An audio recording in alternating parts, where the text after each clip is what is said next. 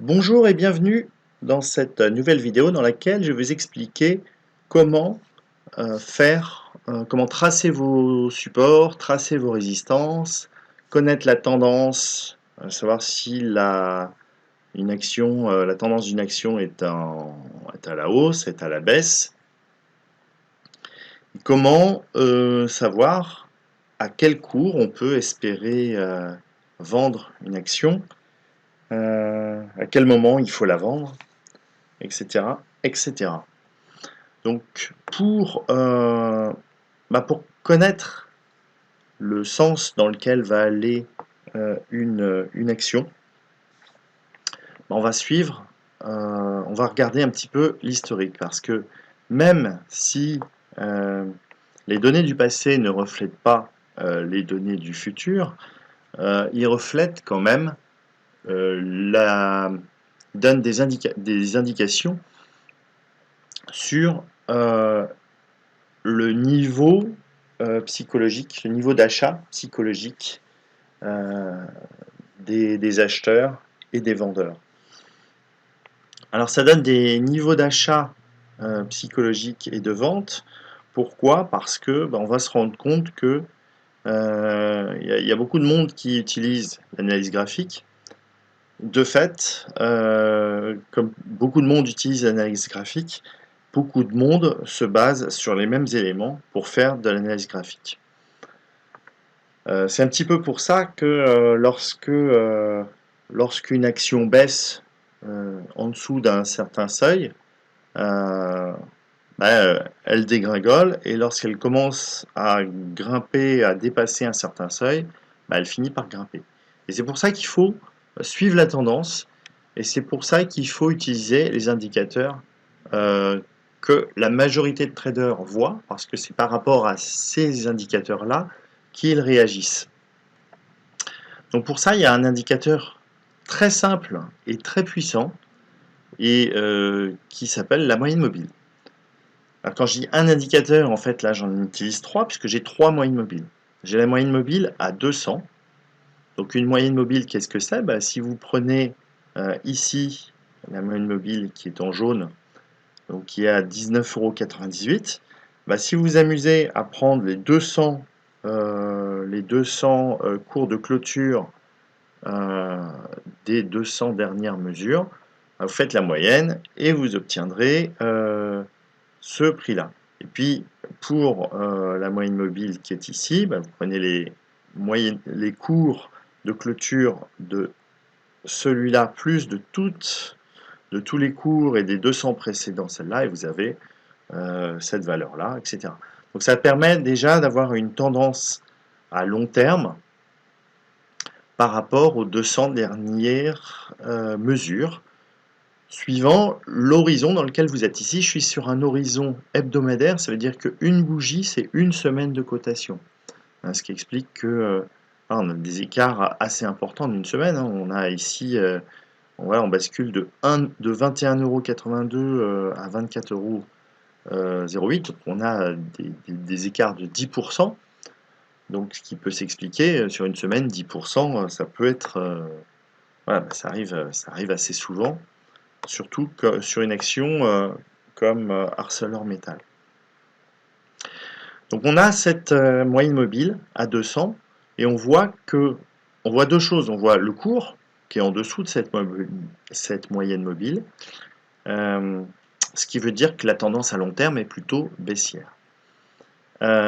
Ici, on voit qu'elle est repassée au-dessus, ce qui veut dire qu'on a une possibilité de retournement, sachant que la moyenne mobile à 200 est encore en train de descendre, elle est en train de s'aplatir, donc c'est plutôt bon signe. Voilà, mais on n'est pas avec un cours qui est au-dessus d'une moyenne mobile qui monte. Voilà, c'est quand vous avez un cours qui est au-dessus d'une moyenne mobile qui monte, là c'est plutôt bon signe, c'est plutôt un signe d'achat. Et puis, je ne sais pas sur Arcelor s'il y avait un moment où le cours était au-dessus. Voilà. Ici, si je reprends il y a bien longtemps, voilà, là je suis en 2004. Et vous voyez ici, on a les cours qui sont au-dessus de la moyenne mobile à 200, Ils sont d'ailleurs au-dessus des moyennes mobiles à 20 et à 50. Et vous voyez que l'action monte. On pourrait presque faire du trade juste sur la base de ces indicateurs. En disant, bah, lorsque le cours est au-dessus, j'achète. Et lorsqu'il passe en dessous des 3 moyennes mobiles, je vends. Voilà. Donc si on avait fait ça, par exemple, si on avait appliqué cette stratégie toute simple en disant hop, voilà, j'achète lorsque le cours passe au-dessus des 3 mobiles.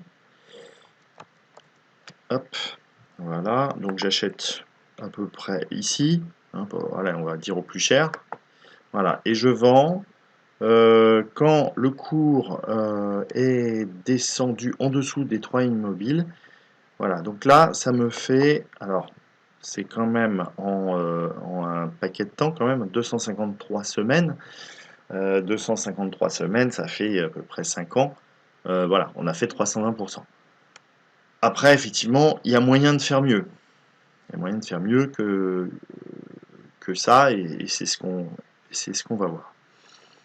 Bien, mais ces 3 indicateurs donc vous donnent déjà une belle indication, et ce qui est sympathique, c'est qu'elle est très simple à voir, hein. On voit quand on est en vert, ça monte, quand c'est en rouge, ça descend.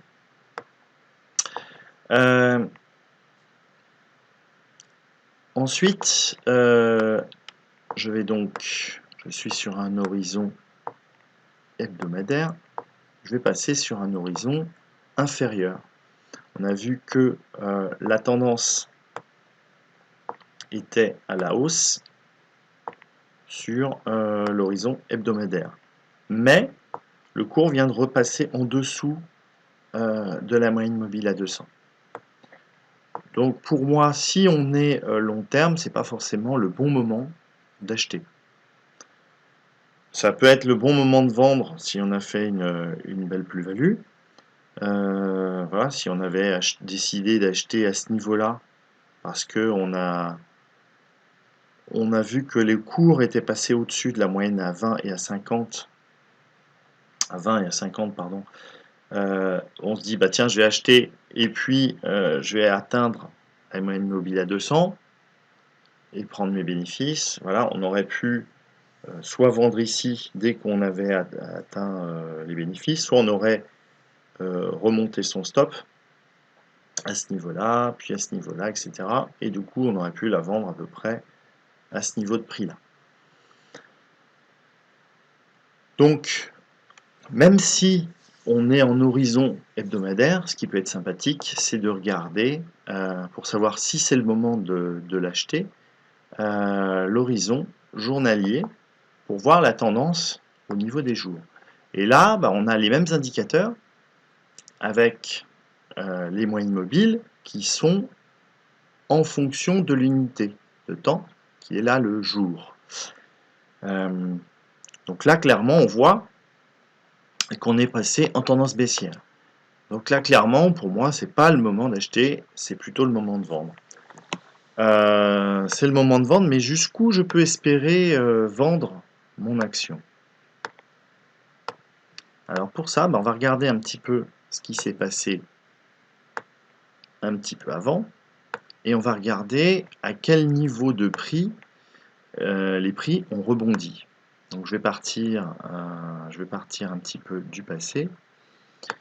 Voilà, donc là on a eu, je vais faire une petite marche arrière, donc là j'ai eu un plus haut, là j'ai un plus bas, puis là j'ai eu un plus haut, puis là j'ai eu un plus bas, puis là j'ai eu un plus haut, et puis là j'ai eu un plus bas. Voilà, donc ici on a un plus bas qui a donc servi de support. Ici on a rebondi, ici on a eu une résistance. On est redescendu un peu, on est descendu sur ce support. Donc vous voyez ici, le prix sur lequel on a rebondi, bah, on va en définir un support. Donc je vais simplement tracer un petit trait horizontal à chaque fois que j'ai un support sur lequel on est venu rebondir. Donc j'aurais pu le mettre là, voilà, et puis hop, on est monté, on a tapé presque une fois, 2 fois, et là on est venu la casser. Donc la prochaine résistance, ça serait éventuellement ici, puisqu'on est venu taper là, on est descendu là. Donc là on voit qu'on peut carrément venir espérer descendre jusqu'ici, au niveau des 16,52 €. C'est-à-dire que là, vu qu'on a cassé, ce niveau de prix, pour moi, le prochain support, il est à 16,64 €. Donc je vais tracer mon petit trait horizontal ici, ou plutôt ici. Voilà, on en a un avant ici, puisqu'on voit qui est un petit peu plus fort, parce que 16,54 €, effectivement, c'est un niveau de prix sur lequel on risque d'aller toucher, mais avant, il y a quand même eu des prix intermédiaires. Voilà, on a ici, le 1er août 2016, on est venu clôturer à 17,26 €. Donc ça, ce niveau de prix-là, 17 €, voilà, on va agrandir l'échelle parce que là, il y a beaucoup de centimes. Donc ce qui est intéressant, c'est d'ajuster pour avoir un prix juste. Voilà, on est à 17,84 €.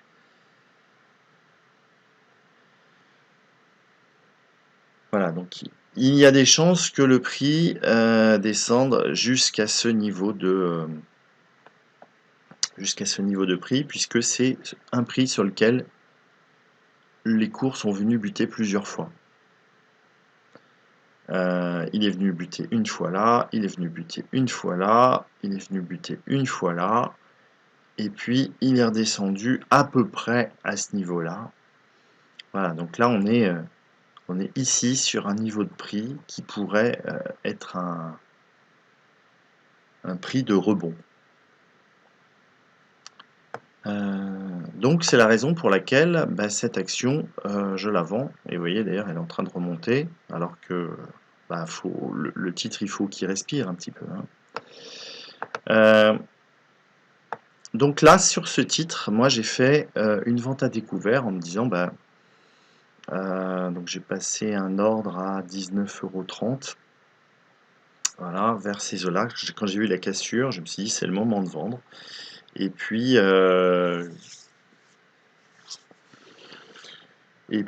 pour savoir quand la racheter ou quand continuer à vendre, à ce moment-là, on passe au niveau inférieur, à l'heure. Et au niveau de l'heure, on a les mêmes indicateurs avec la tendance qui nous dit, voilà, on est baissier, on est bien baissier. Et ce qu'on va faire, c'est qu'on va on va dessiner des petits traits. Donc on voit qu'on est baissier, on a la moyenne mobile qui est à 200, on a les cours qui sont sous les 3 moyennes mobiles. Donc là, on n'a aucune raison de monter. C'est-à-dire que là, tant qu'on n'atteint pas les 20 €, les 20,30 €, il n'y a pas de raison que le cours remonte. Là, en ce moment, le cours est en train de remonter. Il faut que le cours respire. On ne peut pas se dire, tiens, je vais vendre ici. Ça remonte. C'est dommage. J'aurais pas dû vendre, donc je rachète tout de suite. Il faut le faire si on a prévu une cassure. Si on a prévu une cassure et qu'on s'aperçoit que le scénario qu'on a envisagé est trop n'est pas le bon, là oui, il faut racheter. Il faut avoir défini dès le départ sa stratégie. Donc là, pour savoir quelle position prendre, est-ce que c'est le moment d'acheter ou de vendre, on va ici, voilà, j'ai eu un plus haut ici, j'ai eu un plus haut ici, et j'ai eu un plus haut ici. On voit que le cours est venu rebondir une fois là, une fois là, une fois là, presque une fois là. On a des chances que le cours remonte à peu près à ce niveau-là, au niveau des 19,40 €. Donc si jamais le cours venait autour de ces valeurs-là, vers 20 euros. 20 euros qui est un prix sur lequel, vous voyez, on est venu rebondir plusieurs fois. À 20 euros, si jamais on a pris une position de vente à découvert, il faudrait commencer à racheter rapidement sa position pour éviter de partir sur une envolée.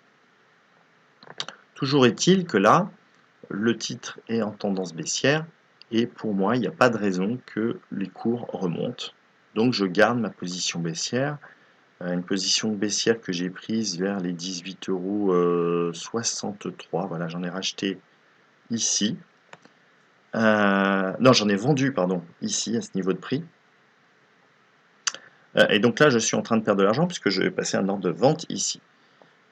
Mais je ne m'inquiète pas puisque j'ai pris une position qui est fonction de mon portefeuille. J'ai calculé la différence entre ce prix-là et mon stop loss que j'ai placé à ce niveau-là.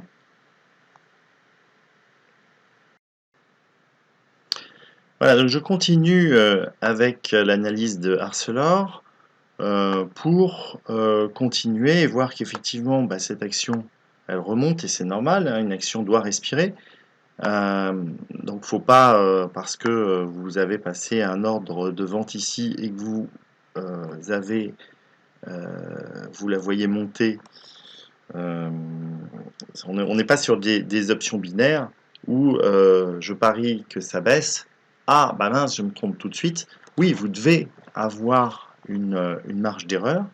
Moi, j'ai prévu ici comme marge d'erreur que j'étais à 19 euros. Si elle montait à 19,40 €, ça voulait dire que je me suis trompé. Après, ce que je pense, c'est que je pourrais prendre une position un petit peu plus forte.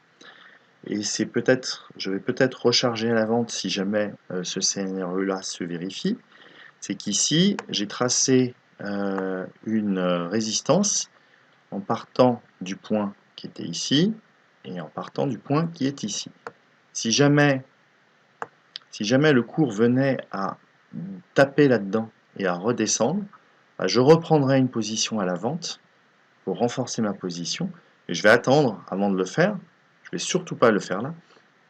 Je vais attendre avant de le faire qu'on redescende à ce niveau-là. Si jamais on descend à ce niveau-là, ça peut être intéressant. Voilà, on est à 18,83 €. On a 17,80 € à aller chercher, 17,90 €. On a 90 centimes à aller chercher à la baisse par action. Donc ça peut être quand même intéressant de prendre de vendre 200 titres à la vente pour tenter un gain de 200 €. Et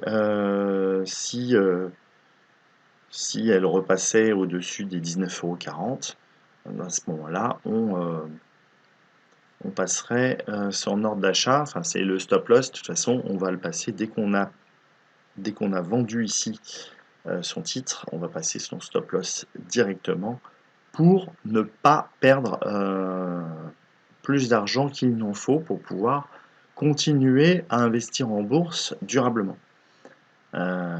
Si vous perdez l'argent de votre capital, vous ne pourrez plus jouer en bourse, ça serait quand même dommage parce que c'est quand même un bel outil de travail. Alors, ici, je suis sur un horizon 1 heure. On va aller descendre, allez, au quart d'heure pour voir ce que ça donne. Alors, au quart d'heure, donc on retrouve mon niveau de résistance qui est ici. On a la tendance ici qui continue à être baissière. Alors, vous voyez, il ne faut vraiment pas s'affoler. C'est-à-dire qu'ici, on est en tendance baissière. On a un petit retournement qui fait qu'on repasse en tendance haussière. C'est pas parce que on a pris une position à la vente en se disant oh là, bah tiens, ça va continuer à baisser parce que je suis en dessous des moyennes mobiles. C'est pas parce que le cours repasse au-dessus et que on a une tendance baissière qui vient naître qu'il faut tout de suite s'affoler et racheter les actions à ce niveau de prix-là. Lorsque vous preniez une position à l'achat ou à la vente, vous devez définir le niveau de prix au-dessus duquel ou en dessous duquel vous avez tort. Donc là, par exemple, si je suis ici et que je décide de prendre une position vendeuse à ce niveau-là, d'accord? Je ne vais pas me dire, voilà, là par exemple, je prends une position vendeuse, je vends au marché à ce niveau de prix-là, donc je prends à l'ouverture au prix du marché à ce niveau de prix-là. Donc à l'ouverture, je suis à 19,37 €. Ce qu'il faut que je fasse, j'ai deux stratégies. Soit je dis, ben voilà, mon prix de rachat, il va être soit à 19,70 €, soit à 20 €, d'accord, soit à 20 € pour de la vente à découvert. Et j'ai placé ce prix et pour l'instant, mon objectif, je l'ai défini, on verra comment, vers 19 €. S'il y a un retournement qui fait que ça monte, je m'affole pas. J'ai défini que mon seuil de mon niveau de perte, il était là. C'est-à-dire j'ai accepté éventuellement de perdre entre 19,70 et 19,40 €, donc de perdre 30 ou 40 centimes par action. J'ai accepté de perdre 40 centimes par action pour éventuellement en gagner plus. Voilà, mais on ne doit surtout pas venir réagir et modifier son stop. À partir du moment où on a pris une décision, quand on prend la décision, on doit déjà définir qu'est-ce qu'on est prêt à perdre. Et une fois qu'on a commencé à gagner, donc là j'avais pris mon action à peu près à ce niveau-là, d'accord? Une fois qu'on commence à gagner, à ce moment-là, on va descendre son objectif.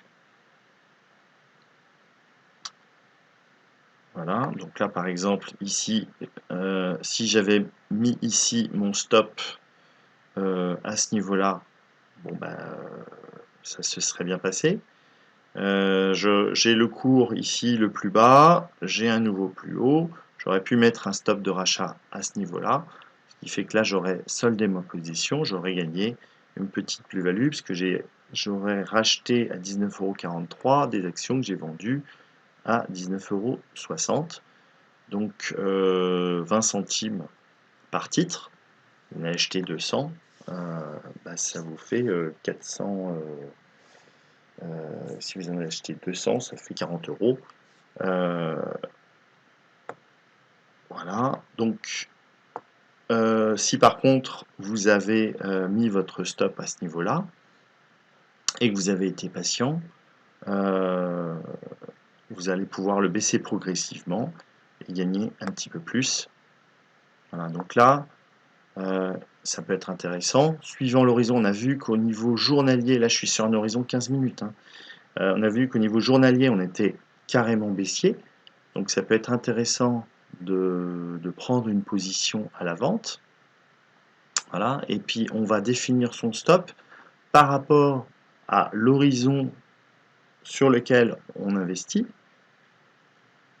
Mais on va se baser là-dessus pour savoir est-ce que c'est le moment ou pas d'acheter. Donc là, on peut aussi dire, ben voilà, je décide de vendre à ce niveau-là parce que je pense que ça va continuer à descendre, mais je rachèterai au-delà de cette résistance ou au-delà de celle-là. Et je prendrai le nombre d'actions en conséquence. Si on descend encore un niveau en dessous, alors sur Arcelor c'est intéressant, c'est qu'on peut descendre au niveau en dessous, parce que le titre reste visible. On voit que sur les minutes, on a toujours notre indicateur, nos trois indicateurs de la moyenne mobile à 200, à 50 et à 20 qui sont haussiers. Donc là, clairement, on est sur une tendance court terme haussier depuis le début de la matinée. Donc sur un horizon à la minute, on peut décider on serait plutôt acheteur. Mais ne prenez pas une décision d'achat en vous disant sur la minute, en vous disant ah bah tiens, je vais acheter parce que je pense que ça va monter. Si votre unité de travail est la journée, ça veut dire si vous faites vos analyses techniques une fois par jour, ne prenez pas vos décisions d'achat sur des horizons à la minute ou à l'heure en vous disant tiens, la tendance à la minute est à la hausse, donc je vais acheter une action qui est en tendance baissière à la journée. Ce que vous pouvez faire, c'est si vous êtes à l'heure, vous voyez que la tendance à la journée est à la baisse, la tendance à l'heure est à la baisse. Vous voyez qu'ici, on a une baisse qui continue et que probablement on vient taper ici à ce niveau-là. Donc ça peut être intéressant de passer un ordre de vente à ce niveau de prix-là. Ce que d'ailleurs je vais faire. Voilà. Dès que le cours descendra en dessous, oui, je vais le faire, mais pas tout de suite. Je vais attendre que le cours redescende. Donc je ne vais pas le faire parce que je suis déjà positionné suffisamment. Donc on va être raisonnable. Alors ça ressemble à quoi une vente à découvert? Ça ressemble à un nombre d'actions. Vous voyez, j'ai 400 ArcelorMittal qui sont en négatif. C'est-à-dire j'en ai moins 400.